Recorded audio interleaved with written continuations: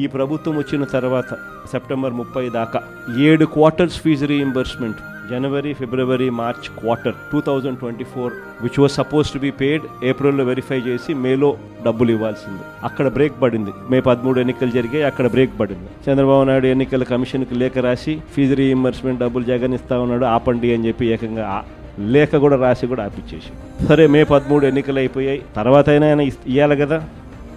జనవరి, February, March క్వార్టర్కి సంబంధించి ఏప్రిల్లో verify చేసి మేలో ఇవ్వాల్సింది. అక్కడ బ్రేక్ పడితే సెప్టెంబర్ 2025 7 క్వార్టర్స్, ఒక్కొక్క క్వార్టర్కు దాదాపుగా 650 కోట్ల నుంచి 700 కోట్ల రూపాయలు ఒక్కొక్క క్వార్టర్కు ఫీజు రీయింబర్స్మెంట్ కింద ఖర్చు అవుతుంది, పూర్తి ఫీజు రీయింబర్స్మెంట్ కింద. ఉజ్జాయింపుగా 7 క్వార్టర్స్కు ఇంటూ 700 అంటే 4900 కోట్లు ఇచ్చింది ఈ ప్రభుత్వం.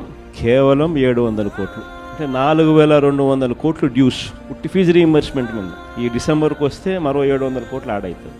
వసతి దీవెన కింద ఏప్రిల్ 2024 1100 కోట్లు, ఏప్రిల్ 2025 మరో 1100 కోట్లు, మరో 2200 కోట్లు డ్యూస్.